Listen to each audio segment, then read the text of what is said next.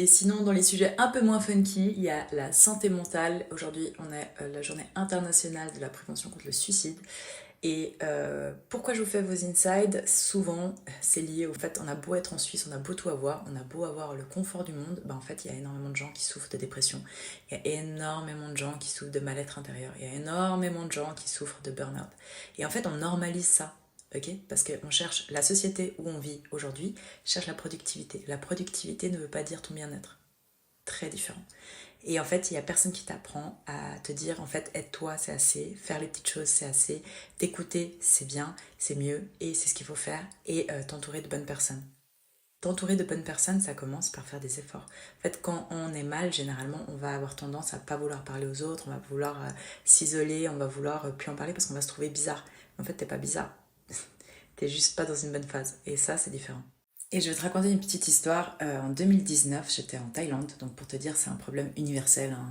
La dépression, le mal-être profond, etc. C'est pas que en Suisse.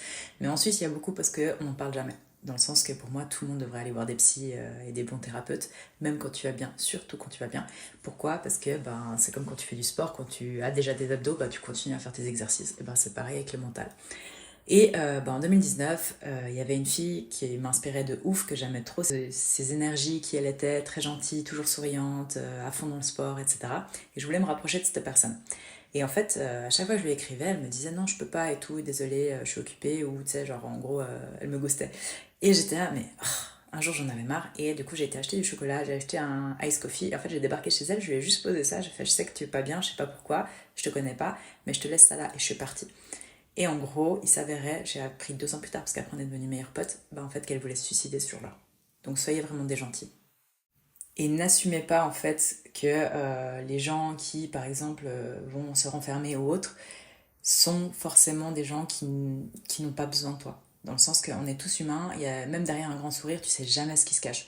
Et c'est aussi pour ça que quand vous croisez des gens, soyez un petit peu plus indulgents et avec un peu de compassion pour eux, parce que tu sais vraiment pas ce qui se passe. Des fois, bah, il y a un décès dans leur famille, il y a des choses qui se passent que bah, toi tu sais pas, etc. Puis il y a personne qui en parle, du coup c'est difficile de détecter. Et souvent, en fait, quand tu vas mal, bah, tu affiches un grand sourire et puis t'es gentil avec tout le monde, et puis au final, bah, toi t'es tout seul.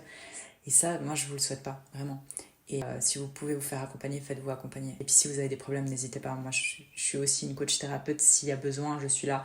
Vous avez des calls gratuits. Il y a pas à hésiter. Quoi. Mon temps, moi, il est pour ce genre de personnes aussi.